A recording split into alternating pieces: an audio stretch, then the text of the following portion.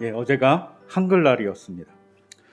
여러분들 한글날 하면 뭐 여러 가지 생각나죠. 노는 날이고 쉬는 날이고 10월의 그 아름다움을 느낄 수 있는 날입니다.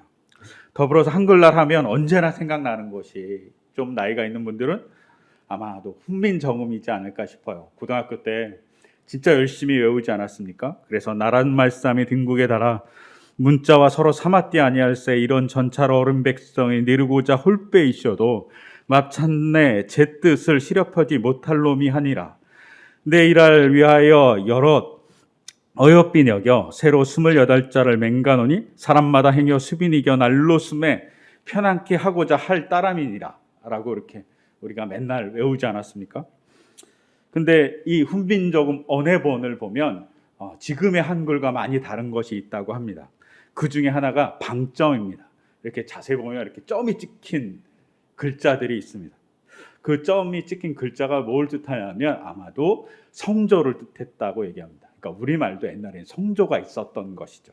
그래서 리듬이 있었던 것 같습니다.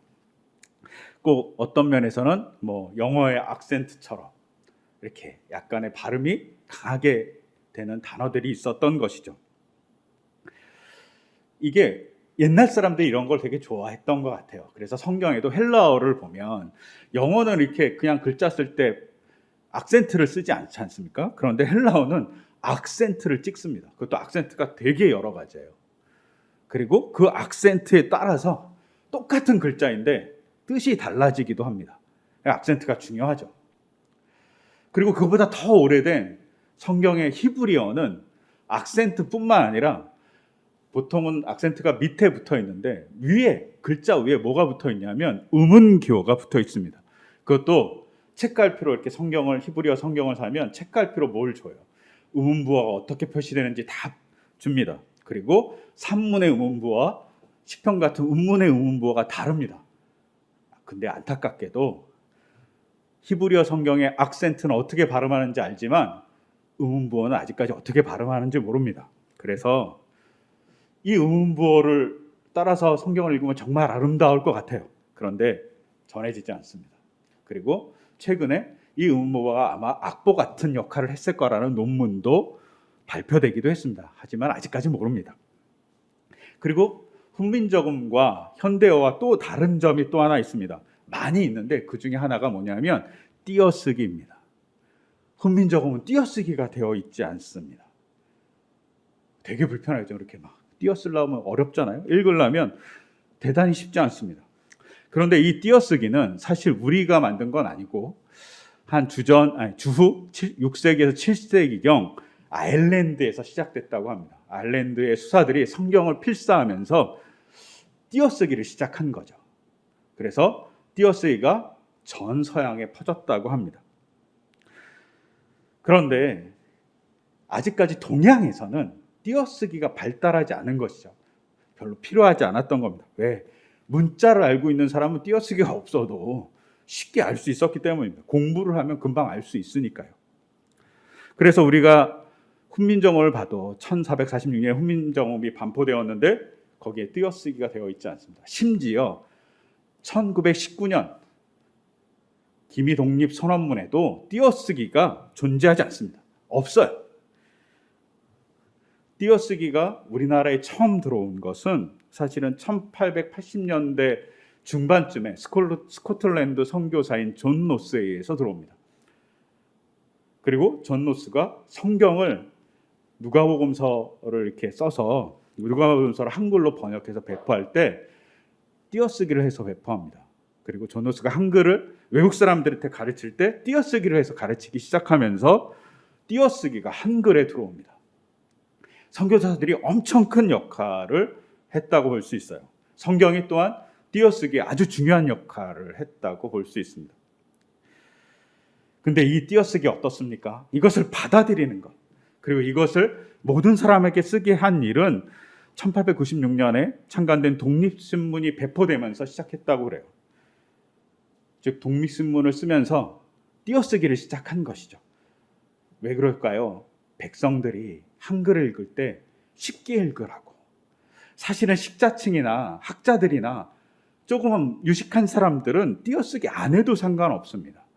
그런데 그들은 자기의 백성의 조금 학식이 모자른 사람들, 한글을 처음 배운 사람들, 그들을 위해서 서양의 띄어쓰기를 받아들여서 한글을 쓰기 시작합니다.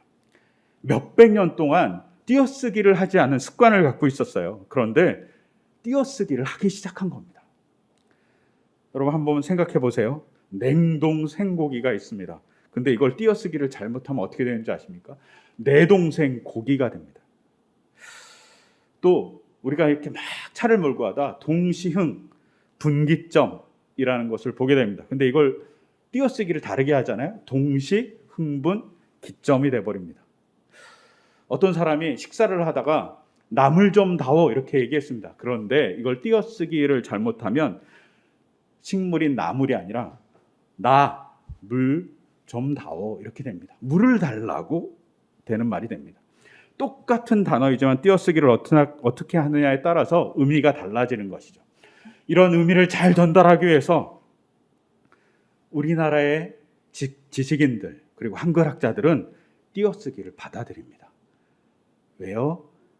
조금 더 누구에게 편하게 해주고 싶어서, 조금 더 잘 가르치기 위해서, 조금 더 소통을 잘하기 위해서 띄어쓰기를 받아들인 겁니다. 몇백 년의 습관을 버린 겁니다. 놀라운 일이죠. 누군가를 도와주기 위해서입니다. 아직도 띄어쓰기를 하지 않는 나라들이 되게 많이 있습니다. 그 대표적인 나라가 중국, 일본도 띄어쓰기를 하지 않죠. 특히 일본은 띄어쓰기를 어떻게 하냐면 한자를 써서 띄어쓰기를 합니다. 이렇게 띄었을 때마다 한자가 등장하는 거죠. 타자 칠 때마다 막 타자 치고 한자가 나와서 한자로 변환한 다음에 다시 타자 치고 한자로 변해서 또 타자 치고 뭐 이런 식으로 한다고 그래요. 즉 그들의 습관 그리고 편하게 쓰는 것을 백성을 위해서 배려하지 않는 거죠. 그래서 대단히 어렵다라고 얘기합니다. 여러분 오늘 우리가 읽었던 본문 이사야서 50장 4절에 주님께서 나를 학자처럼 말할 수 있게 하셔서라고 제2이사야가 자기를 정의합니다. 자기를 학자라고 정의합니다. 근데 구약 성경에서 학자라는 단어를 개역 성경이든 세번역이든 검색해서 찾아보면 딱 두 사람만 나옵니다. 한 사람은 에스라고 또 한 사람은 제2이사야입니다. 근데 히브리 성경을 그걸 딱 뒤져갖고 찾아보면 에스라서에서는 7장에서 에스라를 자기를 학자라고 얘기하는데 히브리어로는 쇼페르입니다. 이 소페르란 단어는 여러분들이 많이 들은 단어예요. 뭐냐면 서기관입니다. 예수님이 그렇게 서기관에 대해서 뭐라고 할 때 그 서기관이 소페르입니다. 왜 에스라를 소페르, 서기관인데 학자라고 번역했는지는 아직까지 모르겠어요. 왜냐하면 영어 성경 대부분은 그냥 서기관이라고 써 있어요. 근데 우리 성경만 좀 학자라고 써 있습니다. 일부러 에스라를 높이게 하기 위해서 그렇게 썼을지도 모릅니다.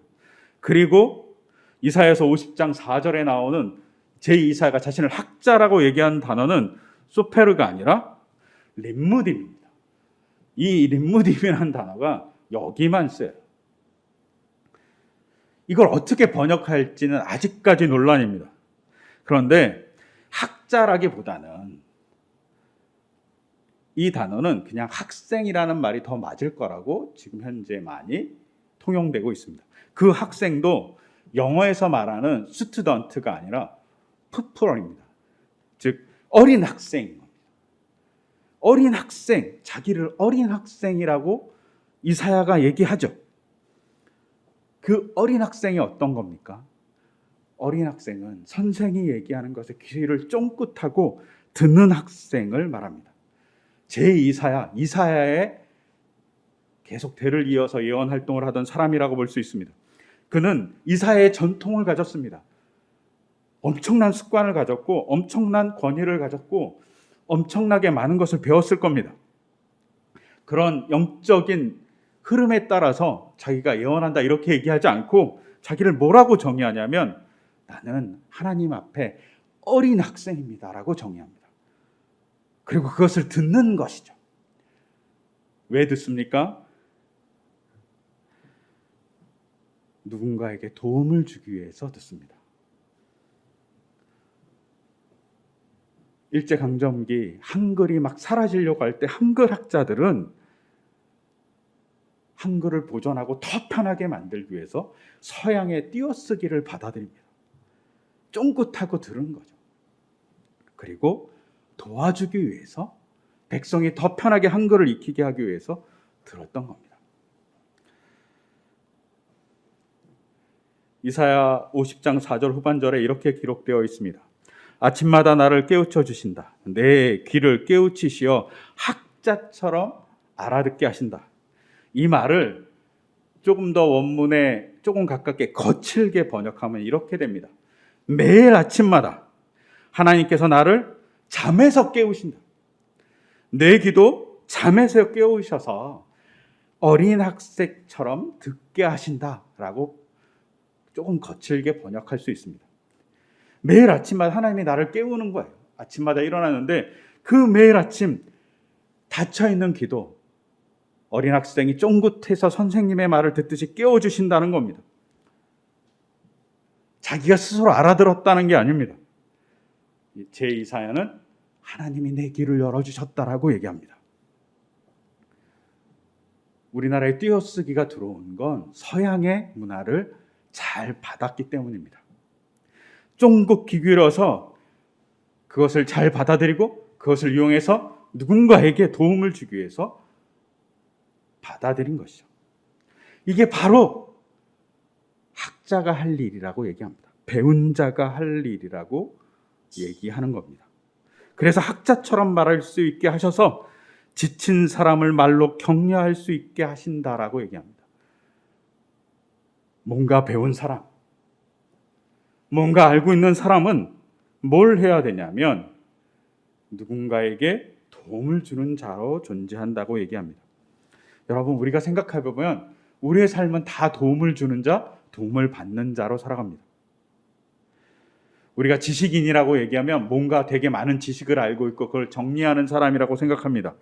그러나 성경은 뭐라고 얘기하냐면 지식인, 학자는 도움을 주는 자라고 생각합니다. 그런데 우리의 삶을 보면 의사와 간호사는 환자에게 도움을 주고요. 소방관은 불이 난 곳에 도움을 줍니다. 선생님은 학생에게 도움을 주고요. 문화적인 것을 해석하는 자에게는 문화를 읽는 사람에게 도움을 줍니다. 예술을 하는 사람은 그것을 감상하는 자에게 도움을 주죠. 또한 목사들 또한 누군가에게 도움을 주는 자로 존재합니다. 사무원 또한 행정을 편리하게 하기 위해서 존재합니다. 서로 도움을 주는 자죠. 각각의 전문 분야가 누군가에게 도움을 주는 분야라는 것입니다. 이렇게 도움을 주는 자로서 우리가 존재한다고 얘기합니다. 우리가 잘 봐야 되는 것이죠. 그리고 하나님은 인간의 삶의 자리에서 모든 사람이 학자로서 이렇게 도움을 준다고 얘기합니다. 어떻게? 지친 사람을 말로 도와주는 자가 된다고 얘기합니다. 이 말이라는 것이 그냥 단순히 말이 아니라 히브리어로 따바르입니다. 이건 행동을 포함한 말입니다. 행동도 포함되어 있죠. 지친 사람을 행동으로 도와준 사람이 된다라고 얘기하고 있는 겁니다. 도와주는 자가 되라고 얘기합니다. 영적인 것도 마찬가지입니다. 우리가 서로 영적인 것을 알았을 때 도와주는 자가 되라고 얘기합니다. 일제강점기 우리 말을 지키기 위해서 여러 사람들이 노력했습니다. 그리고 그 여러 사람이 노력한 것을 영화한 것이 몇 년 전에 말모이라는 영화가 있었습니다. 이 영화에서 실제 모델이 됐던 인물이 있습니다. 어떤 분이냐면 이극로 선생님입니다. 별로 잘 알려지지 않은 분입니다. 엄청나게 유명하고 엄청나게 많은 일을 했습니다. 왜냐하면 이분이 조선어학회를 창립했기 때문입니다. 이분이 어떤 분이냐면 지금의 독일 훔벨트 대학에서 정치경제학을 전공했습니다. 그리고 부전공으로 철학, 인류학, 언어학을 공부했습니다. 또한 거기서 박사학위를 중국에 대해서 쓰면서 박사학위를 받았습니다. 경제에 대해서.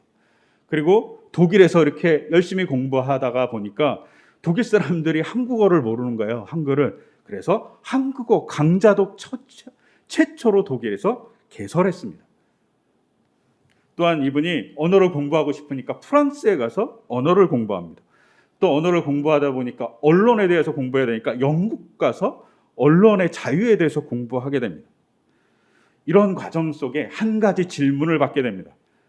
왜 너희들은 한글을 가르치는데 한글의 맞춤법이 없냐고 외국인들이 이국노 선생에게 질문하게 됩니다. 이 질문을 받자 이국노 선생님이 내가 언어에 대해서 공부해야 되는구나, 한글을 지켜야 되겠구나 생각하게 됩니다.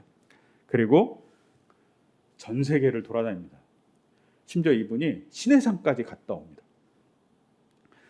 그리고 마지막으로 귀국할 때 미국을 들립니다. 그리고 미국을 들릴 때 서재필 선생님과 이승만 전 대통령을 만납니다. 미국에서 있을 때. 그리고 그들에게 이렇게 얘기합니다. 자신의 목표는 한글 사전을 만드는 거라고. 그게 나의 독립운동이라고.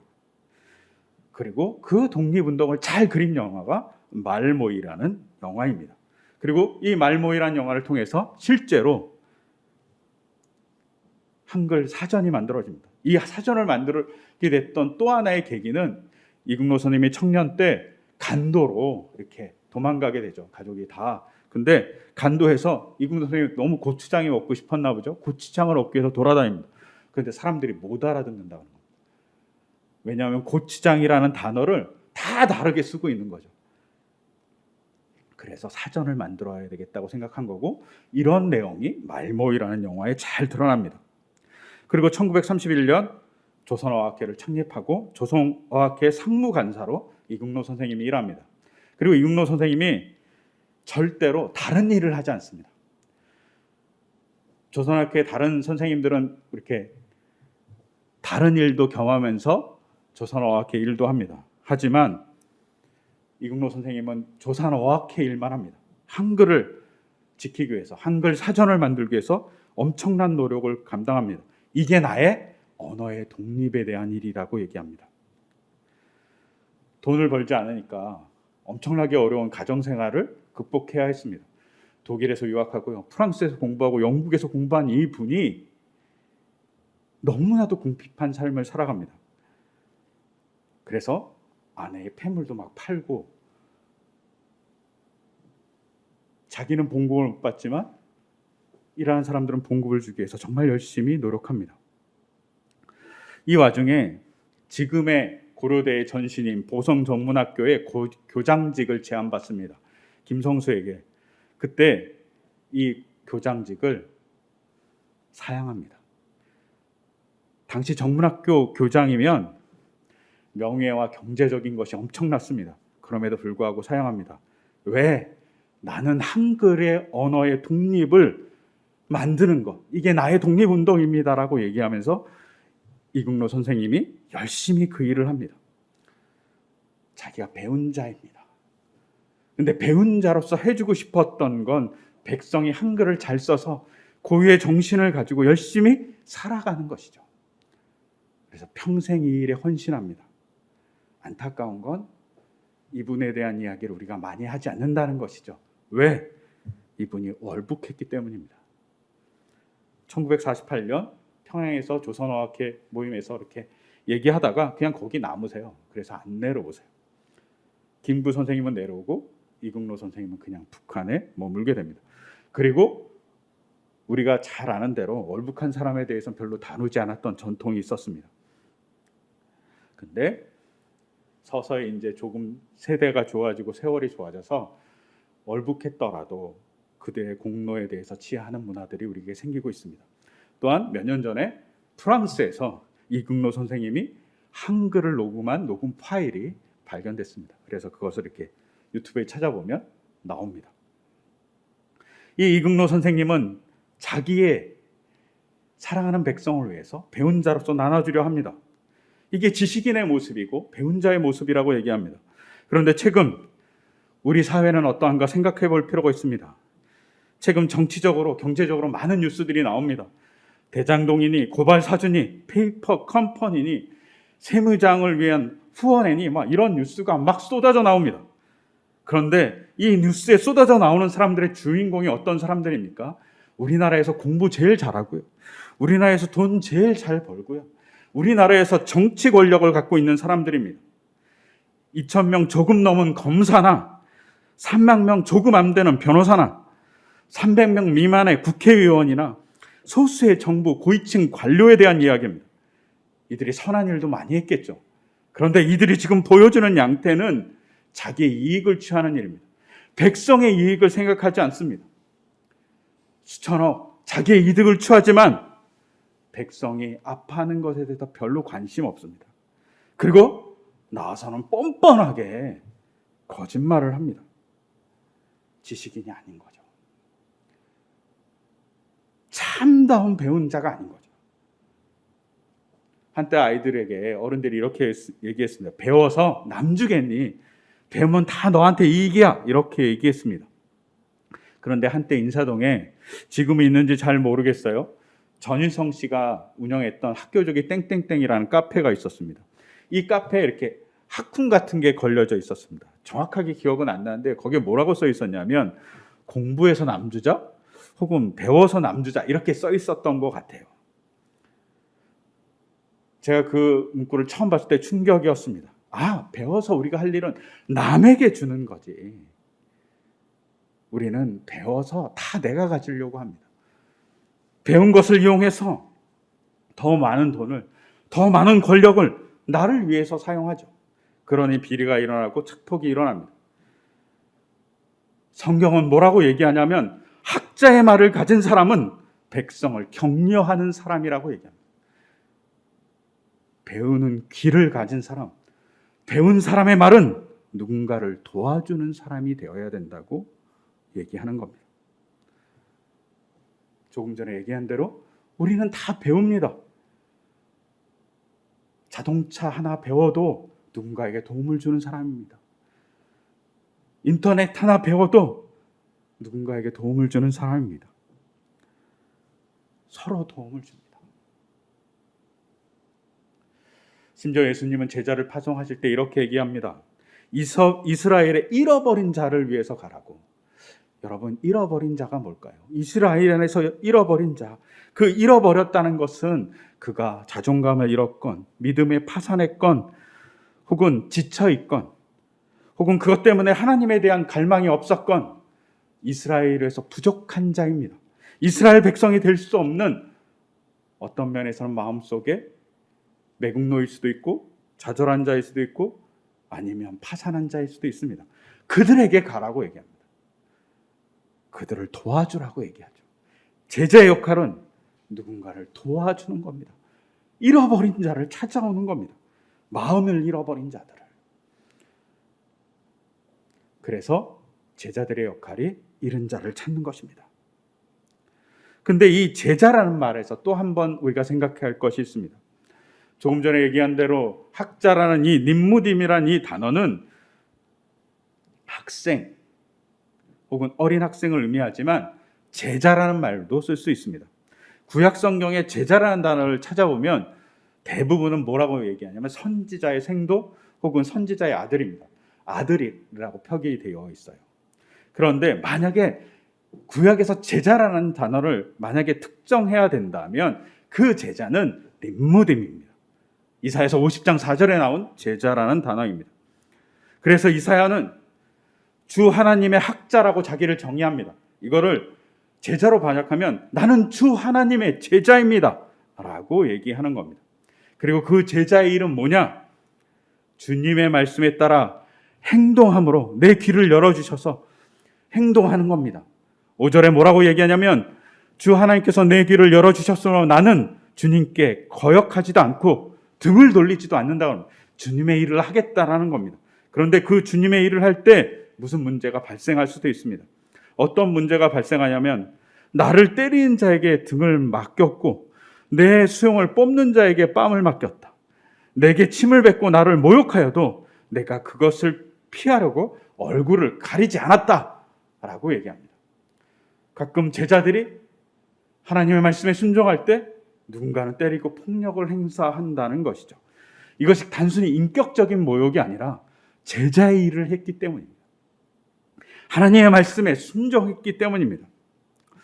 다시 어제가 한글날이라서 한글에 대한 얘기를 하나 더 드리면 1949년부터 시작해서 1955년까지 우리나라에 한글 간소화 파동이라는 것이 일어났다고 합니다. 근데 이 파동이 왜 일어났냐면 학자로서 길을 열지 않은 사람들이 있었고 학자로서 오만함을 가졌습니다. 그리고 이 반대편에 진짜 학자들은 조금 전에 얘기한 대로 한글을 지키기 위해서 엄청난 핍박을 받고 자기의 모든 권리를 내려놓으면서 투쟁했던 모습이 있었다고 합니다.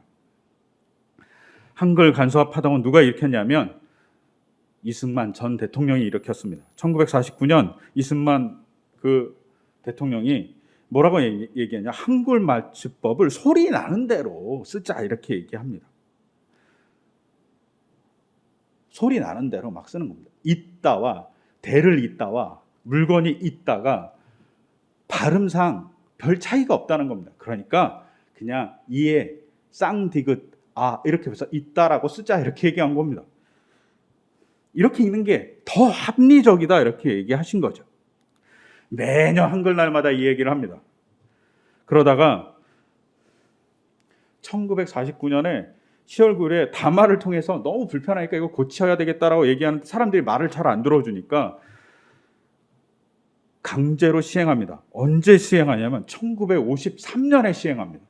1953년 4월 27일 날 맞춤법을 그냥 소리 나는 대로 쓰겠다고 공포해 버립니다. 그러자 한글을 열심히 공부했던 그 당시에 문교부 편수국장이었던 최원배 선생님이 사직서를 냅니다. 나는 이걸 받아들일 수 없습니다. 맞춤법이 중요합니다라고 얘기하면서 사직서를 내고 전국을 돌아다니면서 한글 맞춤법을 강의합니다. 엄청난 핍박이 존재합니다. 심지어 문교부 장관이었던 김범님 또한 사직서를 냅니다. 이건 말도 안 되는 일입니다 라고 얘기합니다. 그럼에도 불구하고 1954년 3월 29일 날 이승만 특별 담화를 발표합니다. 3개월 이내에 현행 맞춤법을 버리고 구 한 말엽에 성경 맞춤법에 돌아가라 이렇게 얘기합니다. 여기서 중요한 거, 성경 맞춤법에 돌아가라.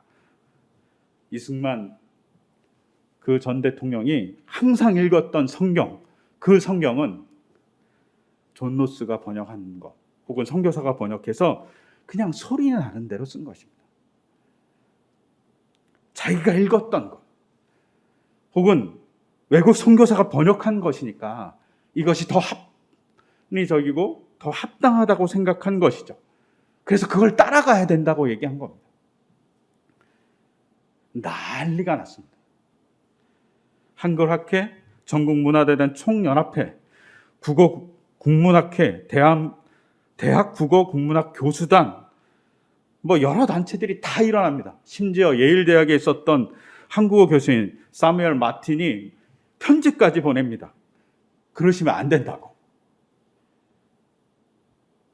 그러자 1955년 9월 19일 한글 간소화를 이승만이 포기합니다. 그러면서 담화를 발표합니다. 뭐라고 발표했냐면 현행 맞춤법이 옳다고 하는 것은 학생들이나 또는 언론인들이 한글의 이치가 어떻게 된지도 모르면서 습관에 따라 사용했기 때문이니 자기가 옳다고 생각하는 것을 자기 마음대로 사용하여도 좋다라고 발표합니다. 그러면서 간소화를 취소한다 이렇게 얘기합니다. 근데 이 발표문을 읽으면 황당하지 않습니까? 한글 학자들이 열심히 노력해서 맞춤법을 만들었습니다. 그런데 한글 학자도 아닌 대통령이 뭐라고 얘기하냐면 한글의 이치가 어떻게 된지도 너네들은 모른다라고 얘기합니다. 이국노 선생은 한글을 연구하기 위해서 언어학을 공부하고 프랑스에서 그 말을 열심히 공부하고 돌아다니면서 언어를 공부했습니다. 주시경 선생님 그리고 최원배 선생님, 이 모든 사람들이 한글을 열심히 공부해서 나온 맞춤법입니다. 그런데 어쩌면 문화 사대주의, 어쩌면 자기가 갖고 있는 것이 맞다는 오만으로 한글 간소화를 진행한 겁니다. 엄청난 혼란이 일어날 수 있었습니다. 왜냐하면 발음대로 쓰면 뜻이 다른 말이 너무 많기 때문입니다. 또 그 말에 어간을 찾을 수 없습니다. 문제가 엄청나게 발생합니다. 근데 그것을 다 무시한 거죠. 이 속에는 미국에서 공부했다는 이승만의 오만이 있습니다. 또한 선교사가 맞다고 생각하는 문화적 사대주의가 있습니다. 그런데 문화적 사대주의라면 영국, 프랑스, 독일에서 공부한 이국로가 더 있었을 수 있죠. 그런데 이국로 선생님은 한글을 열심히 공부해서 한글의 원류를 찾기 위해서 노력합니다. 6년 동안 이 한글 간소화파동 때문에 엄청나게 힘들었다고 얘기합니다. 여러분, 누군가에게 배우는 길을 갖고 배운 것을 나눠주는 돕는 사람이 되기 위해선 우리가 내려놓을 게 오만입니다. 그리고 하나님이 원하는 그 말씀이 뭔지 귀를 쫑긋하고 학생처럼 하나님을 향해서 귀를 열어놓는 것입니다. 내가 여는 게 아니라 내 귀를 하나님 열어주십시오라고 간청해야 되는 겁니다. 그때 하나님이 열어줍니다. 내 경험이, 내 지식이 우리를 잡아먹으면 여러 정치적인 거 다 떠나서 이승만 전 대통령이 했던 그런 오류가 발생합니다. 한글 간소화 파동이 엄청나게 힘든 역사를 만들었습니다. 이게 심지어 6.25 전쟁 중에 일어난 거예요. 엄청나게 웃긴 일이죠. 여러분, 지난주에 제가 영적인 사람은 뭔가를 고치고 막 그러는 것이 아니라 하나님의 말씀을 지키기 위해서 분투하고 소비하고 살아가는 사람입니다. 이런 사람이 영적인 사람입니다. 그리고 마태복음 5장에 따르면 복 있는 사람, 영적인 사람은 애통할 줄 알고 공동체의 평화를 생각하고 약자의 아픔을 같이 아파하고 덜 소유하고 발음이 무엇인지 깊게 생각하는 사람입니다. 그리고 이를 위해서 기꺼이 고통을 감내하는 사람이 영적인 사람입니다.